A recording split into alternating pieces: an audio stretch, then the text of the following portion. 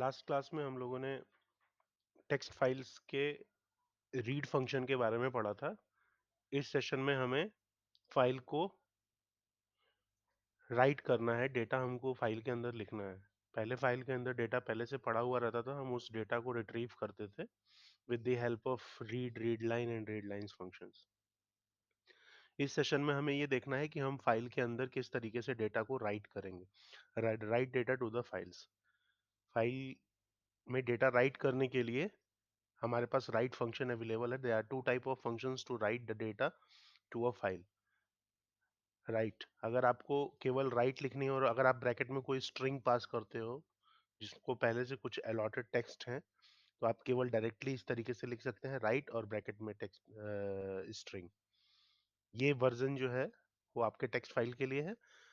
Right byte string for binary file है। Binary file अभी हम लोग डिस्कस करेंगे, अभी पहले हम लोग टेक्स्ट फाइल देख रहे हैं। Right lines. Right lines functions write all the strings in a list as lines to a file। जैसे रीड लाइंस का आप वर्क करते थे, जब डेटा को आप रिट्रीव करते थे तो एक लिस्ट के फॉर्मेट में डेटा आ जाता था।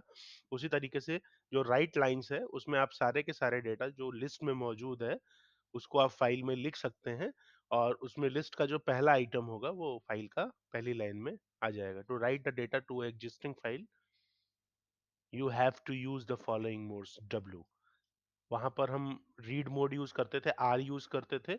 अब हम अगर अपनी फाइल को ओपन करते हैं और उसको राइट मोड में ओपन करना है तो हम डब्ल्यू लिखेंगे। एक और मोड होता है ए, अपेंड मोड।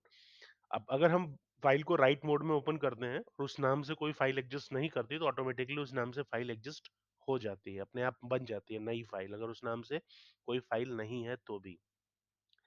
लेकिन डब्लू के साथ प्रॉब्लम क्या है कि अगर कोई फाइल उस नाम से पहले से मौजूद है तो W right will overwrite any existing content. जैसे हमने बुक डॉट टीएक्सटी नाम से पहले फाइल बनाई थी, उसमें हमने कुछ लिखा था, लेकिन अगर हम उस फाइल को राइट मोड में ओपन करके उसमें कुछ लिख दें तो पुराने जितने भी कंटेंट होंगे वो सब लॉस कर जाएंगे। अभी हम लोग पहले देखते हैं कि वो कौन सी फाइल थी जो हम लोगों ने बना रखी थी। ये फाइल थी बुक डॉट टीएक्सटी, जो हमारे डेस्कटॉप पे है। ये फाइल हमारी पहले से मौजूद फाइल थी जो हमारे डेस्कटॉप पे पड़ी हुई है। इसका नाम है बुक डॉट टीएक्सटी। तो अगर हम इस फाइल को दोबारा से ओपन करते हैं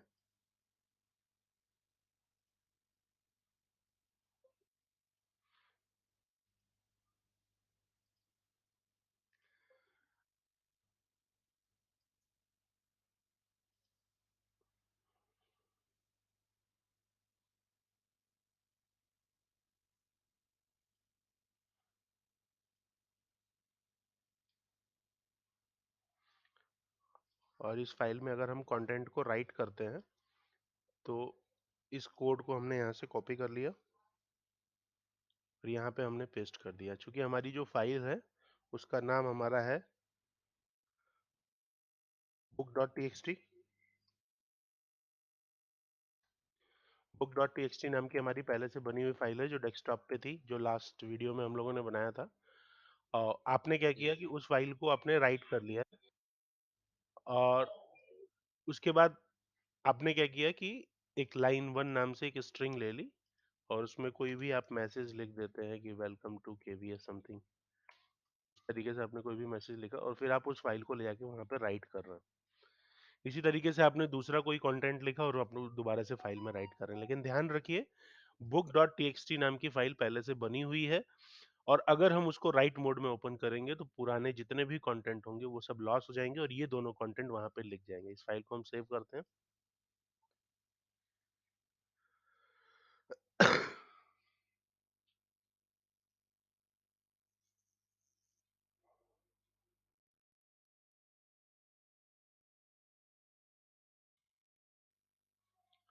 इसको हम रन करा रहे हैं। हमने इस फाइल को रन करा दिया। इस फाइल को रन कराया हमने, तो ये वाला कंटेंट और ये वाला कंटेंट हमने लाइन वन को राइट कर दिया और लाइन टू को राइट कर दिया। अगर हम अपनी फाइल को अब देखें जाके, जो हमने डेस्कटॉप पे बनाई थी बुक डॉट टीएक्सटी नाम से, तो आप देखिए जो उसमें पुराने कंटेंट्स थे, जो मैंने लिखा था मृत्युंजय राय, पीजीटी, सीएस, केवी मो, वो सब हट गया और उसकी जगह ये कंटेंट्स यहाँ पर लिख के आ गए। लेकिन अगर आप चाहते हैं कि ये कंटेंट्स ना हटें और इसके अंदर ही हम उन फाइल्स को राइट करें, तो उसके लिए ये देखिए हमने पहले जो कंटेंट लिखे थे वो ये थे मृत्युंजय राय पीजीटीसीएस के। लेकिन अब अगर आप इस फाइल ओपन करेंगे तो अब वो पूरे के पूरे कंटेंट हट चुके हैं, उसकी जगह ये आ गया है क्योंकि हमने फाइल को राइट मोड में ओपन किया था। अगर आप ये चाहते हैं कि आपके कंटेंट्स जो हैं वो रिमूव ना हो, तो उसके लिए आपके पास एक मेथड और है, वो है आपके पास अपेंड मेथड। अगर आप यहाँ पे W की जगह A लिख दें, तो वो चीजें आपकी रिट्रीव, जैसे फॉर एग्जांपल आपने अभी इसने इस प्रोग्राम में क्या बताया है कि यहाँ पर जो भी आपने कंटेंट लिखा अपनी फाइल के अंदर लिखा लाइन 1 और लाइन 2, अगर आप उसको देखना चाहते हैं, जैसे हमने क्या किया अभी देखने के लिए उस फाइल को ओपन किया, लेकिन आप प्रॉम्प्ट के ऊपर ही उसको देखना चाहते हैं तो आपको ये कोड लिखना पड़ेगा। फाइल को आप रीड मोड में ओपन कर लीजिए, text in F dot read lines. Read lines क्या करेगा, वो जितनी भी लाइन्स होंगी उन सबको रीड कर लेगा और टेक्स्ट में डाल देगा, और प्रिंट टेक्स्ट क्या करेगा, लाइन बाय लाइन उसको प्रिंट कर देगा। तो इस तरीके से आपको उस एडिटर को ओपन करने की जरूरत नहीं पड़ेगी। आप अगर चाहें जो भी चीजें अपनी फाइल के अंदर लिखा है उसको डायरेक्टली आप यहीं से यूज कर सकते हैं। जैसे आपने यहाँ पे फाइल का नाम वही लिख दीजिए जो हमने लिखा है यहाँ पे, book dot T x T. हाँ, अब ये फाइल हमारी रीड मोड में ओपन है, हमने यहाँ पे फाइल के अंदर कुछ लिखा, दोबारा लिखा है। अब आप चाहें तो इस कंटेंट को चेंज कर सकते हैं। यहाँ पे मान लीजिए हमने लिख दिया केवी मऊ, क्योंकि ऑब्वियस सी बात है हम जानते हैं कि जैसे ही हम ये लिखेंगे वो पुराना कंटेंट हट जाएगा और इसकी जगह ये आ जाएगा, क्योंकि हमने फाइल को राइट मोड में ओपन किया है। और फिर हम ये देखना चाहेंगे कि जो नया कंटेंट हमने लिखा है वो वास्तव में उसमें आया है या नहीं आया, तो उसके लिए हम लोगों ने ये रीड फंक्शन चला दिया। इस फाइल को मैं सेव करने जा रहा हूँ और फिर रन कर रहा हूँ। एक सेकेंड, यहाँ पे हमने गैपिंग नहीं की है, सेव। हाँ, अब सही है, सेव। अब इसको हम रन करा रहे हैं। देखिए ये जो कंटेंट आया वो केवी मऊ आ गया और जो दूसरा कंटेंट आ गया वो केवी मऊ वन आ गया। इसका मतलब ये हुआ कि हमने फाइल को जब दोबारा राइट मोड में ओपन किया तो जो हमारा पुराना कंटेंट लिखे थे अभी हम वेलकम टू समथिंग, वो भी हट गया, अब उसकी जगह ये आ गया। लेकिन अब अगर हम इस प्रोग्राम को दोबारा रन करना चाहते हैं और हम ये चाहते हैं कि हमारा केवी मऊ और केवी मऊ वन हटे ना, तो बस हमें इस मोड में हमें यहाँ ए करना पड़ेगा। ए लिख देंगे हम यहाँ पे, और अब मान लीजिए हम यहाँ पे लिख देते हैं केवी मोड 2, फिर हम यहाँ पे लिख देते हैं केवी मोड 3, और इस फाइल को हम दोबारा सेव करते हैं और रन कराते हैं। तो अब ध्यान दीजिए ये दोनों कंटेंट तो रहेगा ही रहेगा, और उसके आगे ये दोनों कंटेंट लिखे जाएंगे। रन, ये देखिए केवी मऊ वन ये पहले से लिखा हुआ था, क्योंकि हमने टैब वैब कुछ नहीं दिया इसलिए इसके साथ ही लिख दिया केवी मऊ 2, फिर न्यू लाइन करेक्टर था तो नई लाइन में आ गया और केवी मऊ 3। इसका मतलब यह है कि राइट मोड में अगर आप फाइल को ओपन करना चाहेंगे तो अगर फाइल नहीं है तो वो नई फाइल क्रिएट कर देगा, अगर अगर फाइल है तो वो पुराने कंटेंट को ओवरलैप कर देगा।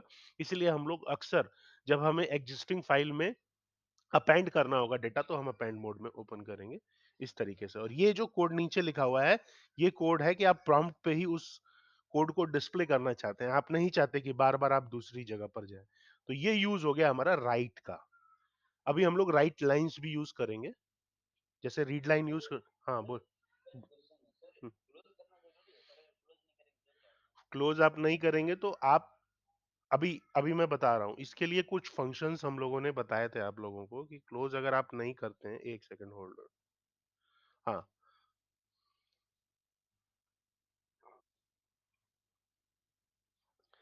थोड़ा सा मैं आगे जा रहा हूँ क्योंकि किसी ने पूछा है कि क्लोज सर अगर हम नहीं करें फाइल को तो क्या होगा। हम लोगों ने आपको कुछ कोड्स बताए थे कि आप ये चेक कर सकते हैं कि वो पर्टिकुलर फाइल क्लोज है या नहीं है। बस मैं उसको आपको दिखा रहा हूँ एक मिनट।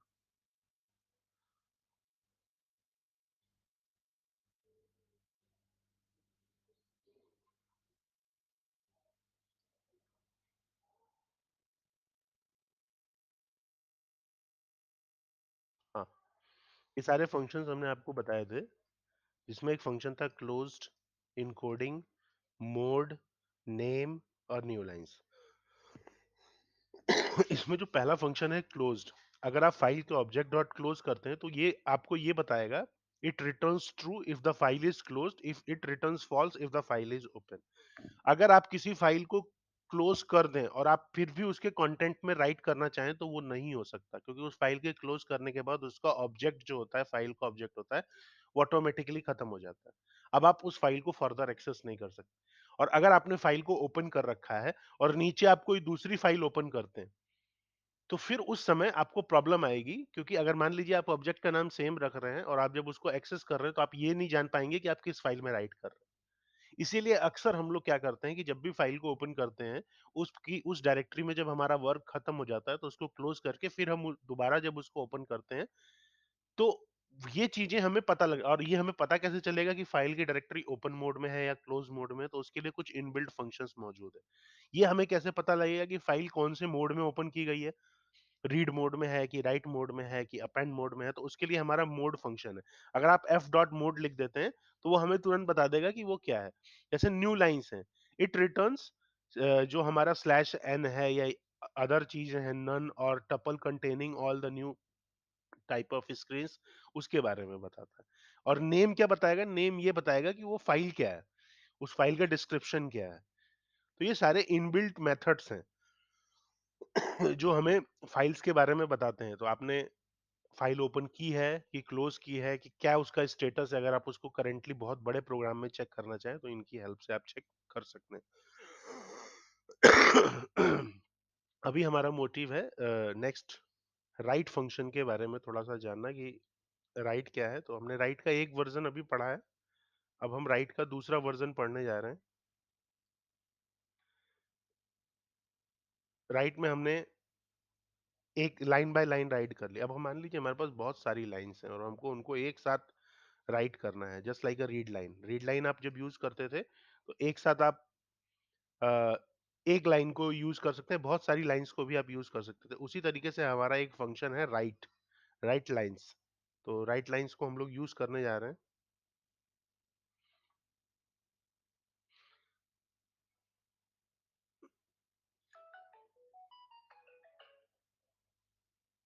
ये रहा, मैं इसको हाईलाइट कर दे रहा हूँ इसका सिंटेक्स देखने के लिए। ये इसका डिस्क्रिप्शन है। If you want to write all the strings in a list L as lines to a file, तब आप राइट लाइंस फंक्शंस को यूज कर सकते हैं। अभी हम लोगों ने राइट फंक्शन को यूज किया। अगर मान लीजिए कोई हमारे सामने एक प्रोग्राम दिया हुआ है, write a program to take the details of a book from the user and write in a text file. आपने फाइल को ओपन कर लिया राइट मोड में, फिर आप यूजर से पूछेंगे कि आप कितने रिकॉर्ड्स को इंसर्ट करना चाहते हैं। जितने रिकॉर्ड्स होंगे उतने के लिए आपने फॉर लूप चला दी। प्रिंट एंटर द रिकॉर्ड, पहले पहले रिकॉर्ड के लिए, फिर उसका टाइटल आप एंटर करा लीजिए, उसका प्राइस एंटर करा लीजिए, उसका रिकॉर्ड एंटर करा लीजिए। रिकॉर्ड में क्या होगा, उसका टाइटल और प्राइस दोनों एक साथ आ जाएंगे इस तरीके से। और फिर उस रिकॉर्ड को आप फाइल के अंदर राइट कर दे। मान लीजिए अभी हमने जो बुक डॉट टी बनाया है, उसी के अंदर हमको ये चीज लिखनी है। हम इसको कॉपी कर लेते हैं और जो हमारा कोड है उसमें हम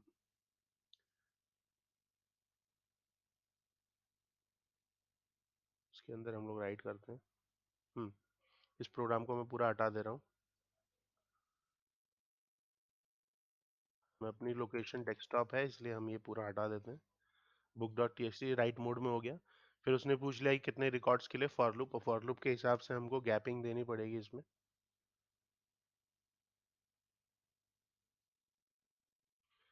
टाइटल हो गया, प्राइस हो गया, और रिकॉर्ड के अंदर हमने क्या किया कि दोनों को कॉन्केट कर दिया। क्योंकि प्राइस जो है वो फ्लोट में है इसलिए हमने वहां पे उसको स्ट्रिंग में कन्वर्ट कर दिया। लेफ्ट आउट राइट रिकॉर्ड, और ये किया, हमने सेव किया। और ध्यान रहे हमारा पुराना कंटेंट अब हट जाएगा क्योंकि हमने इसको राइट मोड में ओपन कर रखा है। रन। अब आपसे पूछ रहा है how many records you want to write in a file. मान लीजिए हमने लिख दिया 2। तो उसने पूछा रिकॉर्ड नंबर 1। अब रिकॉर्ड नंबर 1 में title of the book, title of the book डाल दीजिए CS। Inter price of your book, मान लीजिए आपने डाल दिया 23। फिर वो पूछेगा second record, enter the title of book, मान लीजिए हमने आईपी डाल दिया, इसका प्राइस मान लीजिए हमने 45 डाल दिया। अब आप देख सकते हैं उस फाइल के अंदर जाके कि ये जो भी चीजें हमने लिखी हैं वो क्या हमारी फाइल में रिकॉर्ड के फॉर्मेट में आ गई, यानी सीएस और उसका प्राइस और आईपी और उसका प्राइस क्या हमारी फाइल के अंदर आ गया है। वैसे तो आप चाहें तो यहाँ पर भी देख सकते हैं जो कोड हमने बताया था, लेकिन आप जाकर अपनी फाइल में जो book dot T x T है ये, इसको ओपन किया, देखिए सीएस और उसका प्राइस और आईपी और उसका प्राइस, ये हमने राइट फंक्शन की हेल्प से लिखा है। और जो चीज हमने कॉन्केट की है बिल्कुल वही आया है, आप लोग जरा ध्यान से देखिए इसको।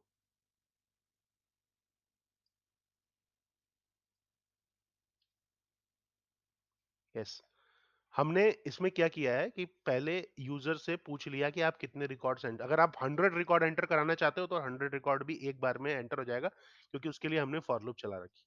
यहाँ पर आपने एन, एन वो संख्या हो गई जो आपने यूजर से एंटर कराई है, उतनी बार लूप चलेगी। और यहाँ हमने i+1 क्यों लिखा, क्योंकि जो कि लूप की स्टार्टिंग 0 से होती है, तो ये तो आप लिखोगे नहीं enter the record details of record 0, इसलिए हमने +1 कर दिया। तो 1 2 3 4 इस तरीके से करते हुए चलेगा, n-1 टाइम तक चलेगा। और इसमें जितने भी रिकॉर्ड्स हमारे पास आएंगे उसको हम एंटर कराते रहेंगे। जैसे आपने बुक का टाइटल एंटर करा लिया, बुक का प्राइस एंटर करा लिया, आप चाहो तो बुक का ऑथर भी एंटर करा सकते हो। वो सब डिटेल्स जब आपके पास आ जाएंगी तो आपने एक रिकॉर्ड नाम से वेरिएबल बनाया, जिसमें आपने टाइटल प्लस कॉमा, कॉमा दिया प्लस, चूंकि प्राइस जो है वो फ्लोट में है इसलिए हमने उसको स्ट्रिंग में कन्वर्ट कर दिया, इसलिए एसटीआर बाहर लगाया प्लस न्यू लाइन, ताकि नया रिकॉर्ड जो है वो न्यू लाइन से है। और इस रिकॉर्ड को कॉन्केट कर दिया, इसके साथ हमने राइट कर दिया। इसी तरीके से यूजर जितने भी रिकॉर्ड्स करेगा आपका, आप इसमें स्टूडेंट्स के नेम, उसका मार्क्स, उसकी परसेंटेज, इस तरीके से करके भी आप एंटर करा सकते हैं। इस तरीके से भी आप डेटा को कर सकते हैं। तो ये हो गया हमारा, कोई भी फाइल को अगर हम राइट मोड में ओपन करते हैं तो इस तरीके से एक छोटा सा प्रोग्राम हम बना सकते हैं। वो पूछ सकता है कि किस तरीके से आपको बनाना है, तो ये हो गया। नेक्स्ट, इसने ज्यादा रिकॉर्ड्स दिए हैं, इसने 3 रिकॉर्ड्स दिए हैं तो उसने 3 बार लिया है। अब आता है इसी में append data to the file. Append का यूज मैंने आपको अभी बताया था कि अगर आप अपेंड करते हैं तो फाइल का कंटेंट लॉस नहीं होगा। इसमें प्रोग्राम एक छोटा सा है, write a program to take the details of a book from the user. वही है, बिल्कुल सेम प्रोग्राम है। अब इसको बस हम राइट की जगह अपेंड मोड में ओपन करेंगे। मतलब हमने कुछ नहीं किया, पर हमारा पूरा प्रोग्राम वही रहा। अब हम इससे फायदा क्या होगा, इससे फायदा ये होगा कि जो दो डिटेल सीएस और आईपी की हमने एंटर कराई है वो तो रहेगी ही रहेगी, उसके बाद जो चीजें हम एंटर कराएंगे वो उसके आगे आएगा। देखिए कैसे, जैसे ये दो रिकॉर्ड्स आपको दिखाई दे रहे हैं इसलिए मैंने इस विंडो को क्लोज नहीं किया, ये दोनों रहेगा। लेकिन इन दोनों के साथ साथ अब हम जो नया रिकॉर्ड एंटर कराएंगे वो भी आ जाएगा। बस उसके लिए हम यहाँ पे ए अगर चेंज करते हैं और फाइल को हमने सेव कर दिया, और हम फिर फाइल को रन करा रहे हैं। अब उसने पूछा कितने रिकॉर्ड्स, मान लीजिए मैंने लिख दिया 3 रिकॉर्ड्स, 3 रिकॉर्ड्स, ठीक है। अब फिर उसने मुझसे टाइटल पूछा, मान लीजिए मैंने लिख दिया केमिस्ट्री, ठीक है। प्राइस मान लीजिए लिख दिया 24। तो उसने हमसे पूछा, मैंने लिख दिया फिजिक्स। तो उसने हमसे प्राइस पूछा, मैंने लिख दिया 25। तो उसने हमसे पूछा, हमने लिख दिया मैथ्स, मान लीजिए इसको हो गया 67, ठीक है। अब आप अगर अपनी फाइल को खोल के देखेंगे तो वो दोनों रिकॉर्ड के साथ ये भी रिकॉर्ड उसके साथ डिस्प्ले हो गया होगा। इसको मैं बंद कर दे रहा हूँ। हाँ, अब आप बुक डॉट टीएक्सटी में जाइए।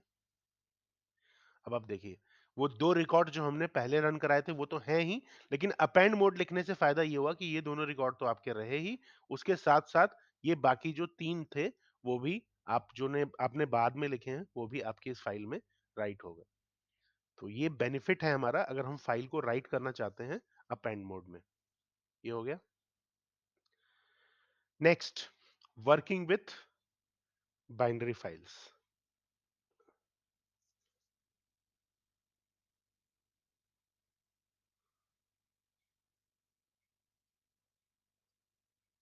ये बात समझ में आई पुनेश, जितना बताया अभी?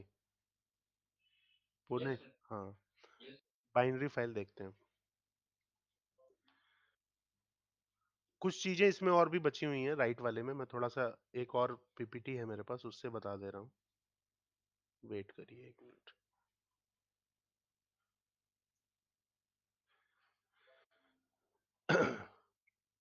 इसमें हमारे पास एक बड़ा अच्छा प्रोग्राम है, getting and resetting the file position. अब तक हमने क्या किया कि जब फाइल को रीड मोड में या राइट मोड में ओपन किया तो उसके कर्सर की लोकेशन जो थी वो फिक्स थी। लेकिन अब मैं ये चाहता हूं कि उसकी कर्सर की पोजीशन जो है वो इधर उधर घूमती रहे, इधर उधर मूव करता रहे। तो उसके लिए हमें क्या करना पड़ेगा? उसके लिए हमारे पास दो मेथड है। एक मेथड है हमारे पास टेल और एक मेथड है हमारे पास सीक। सीक और टेल नाम से दो मेथड है। मैं ये इस लाइन को हाईलाइट कर रहा हूं। ये the tell method of a Python tells us the current position. इस समय कर्सर हमारा किस पोजीशन पे है उसके बारे में हमारा टेल बताता है। Where the seek method change the current position, मतलब हमारा टेल तो हमें ये बताएगा कि हम कहां पर इस समय हैं, करंटली हमारी फाइल में हम किस जगह पर मौजूद हैं। लेकिन हमारा जो सीक होगा वो हमारी करंट लोकेशन को चेंज कर देगा। इसीलिए सीक के अंदर दो आर्गुमेंट होती हैं। सीक के अंदर दो आर्गुमेंट है, एक है ऑफसेट और दूसरा है फ्रॉम। अगर आपने मान लीजिए फ्रॉम नहीं दिया है तो बाय डिफॉल्ट वो जीरो ही होगा, बिगिनिंग ऑफ द फाइल होगा। और आप जिस लोकेशन पर उसको सेट करना चाहेंगे वो उस लोकेशन पर उसको मूव करके ले जाएगा। जैसे फॉर एग्जांपल मैं आपको बताऊं, ये तीन लाइनें हैं। जैसे अगर आपने जीरो दिया है तो जीरो का मतलब है कि वो बिगिनिंग में है। वन का मतलब है कि जहां करंट पोजीशन पे है। और टू का मतलब ये है कि एंड से। अभी इसको हम लोग देखते हैं अपनी फाइल में, जो हमने प्रोग्राम बनाया उसी के अंदर हम लोग इसको यूज करें।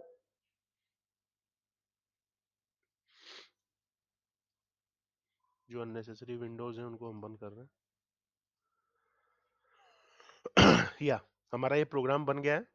अब इसके नीचे हम वो सारे मेथड्स रन कराएंगे जो कह रहा है। इसको कॉपी कर लेते हैं हम लोग।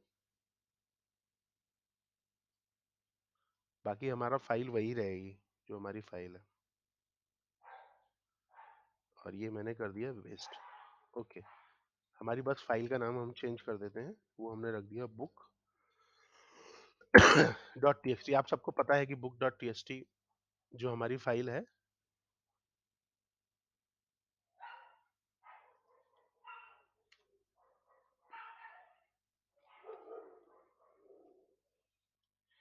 कमेंट्स वाला पोर्शन है, सब हम हटा दें।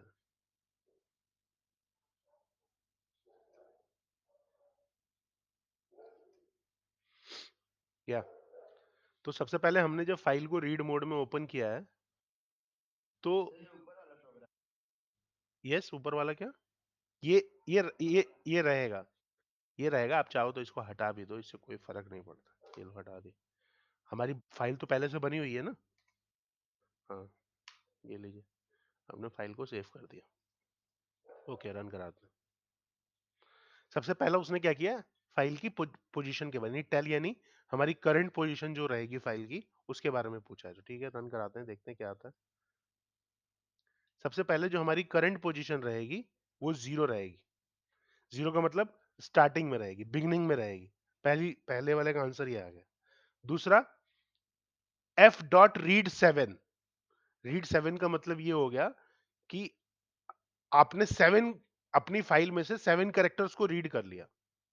ठीक है, तो अब अगर हमारी फाइल टेल पोजीशन कर, जैसे हमने अगर सेवन कैरेक्टर्स को रीड कर लिया है तो वो फाइल में से सेवन कैरेक्टर्स को रीड करेगा, यानी सी 1 2 3 4 5 6 7, यानी जो हमने पहली वाली लाइन लिखी थी CS23 वो आ जाएगा।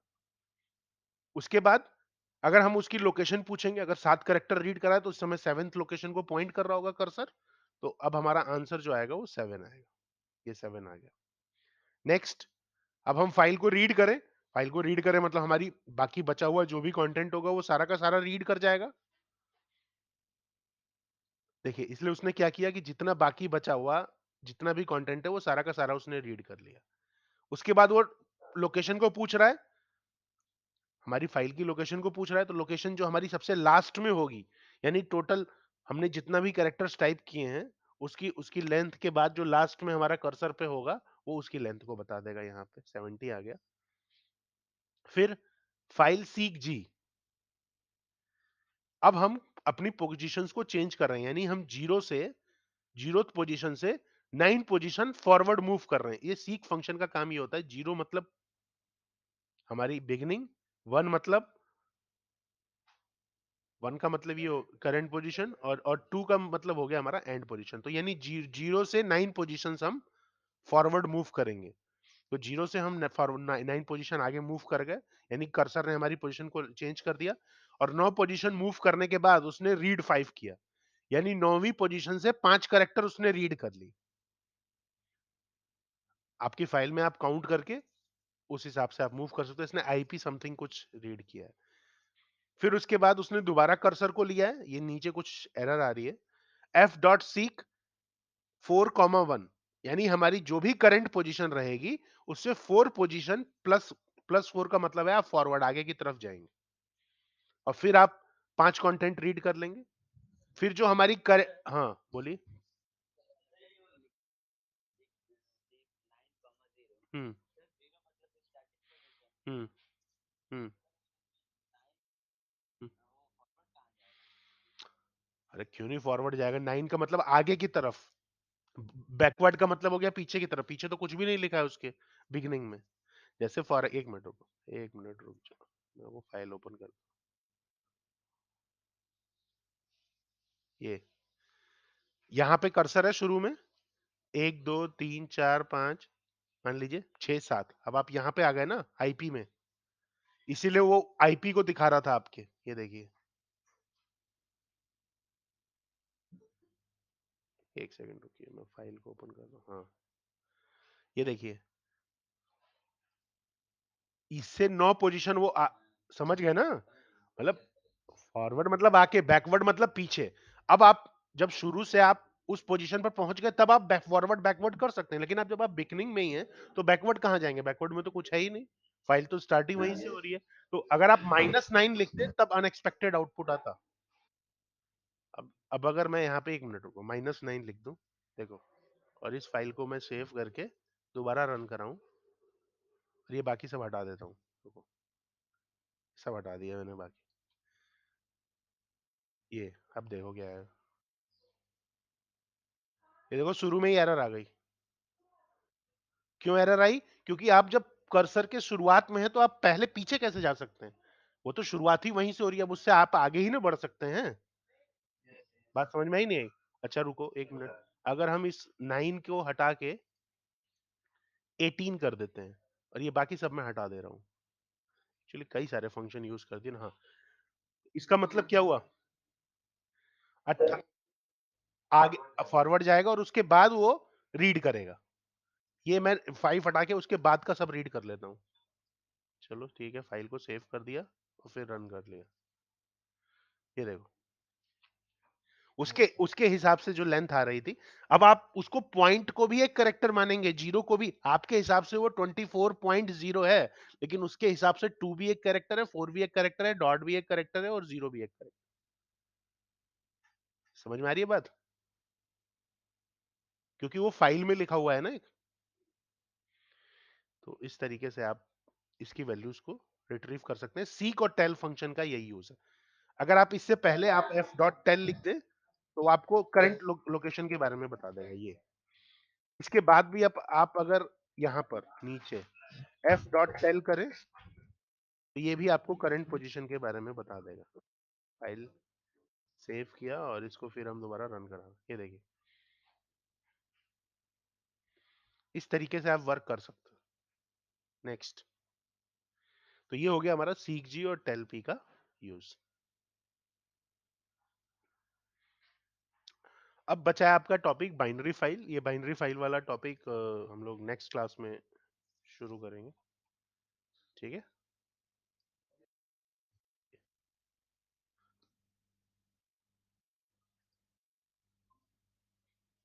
ठीक है, क्विट कर लो पुनेश।